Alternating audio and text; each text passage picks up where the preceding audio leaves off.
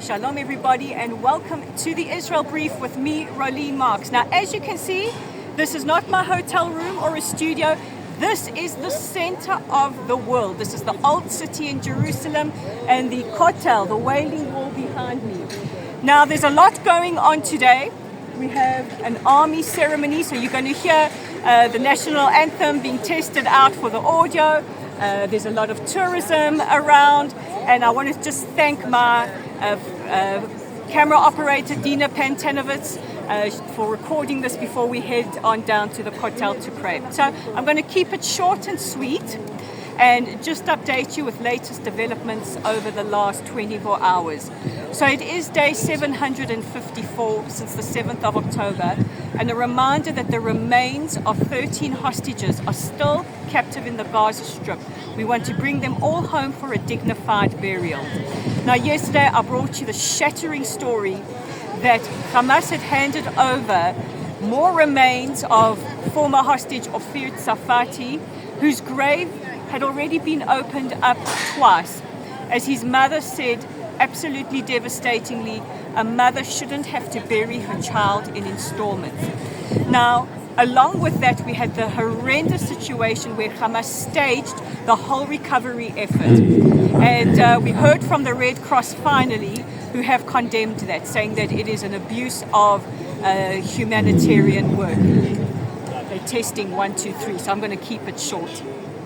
In response to the ceasefire violations, the IDF struck targets in Gaza. However, it's important to note that the ceasefire is still holding. And President Trump said earlier today that Israel has every right to strike if our soldiers are killed. So before we go, because I can't compete with the national anthem and our incredible soldiers, I'm going to take Lisa Mervis's question, and she wanted to know about the Mandela granddaughters who had visited Israel just 2 weeks ago.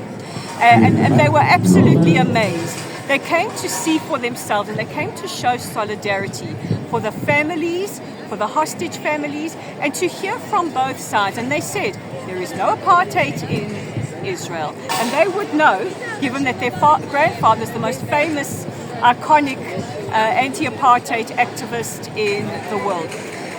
They handed out food with the GHF, and they said, contrary to what the media told them, there was a vast amount of food. They went to Nir Oz. They met with members of the Ethiopian-Israeli community. They heard from Palestinian changemakers, and they said the spirit of humanity is strong in this area, and they have a lot of faith in having peace one day. But most of all, they showed their love for the Jewish people, for the people of Israel. They took time to hear our trauma, and it is a lesson for all of us. And this is the perfect place to say it.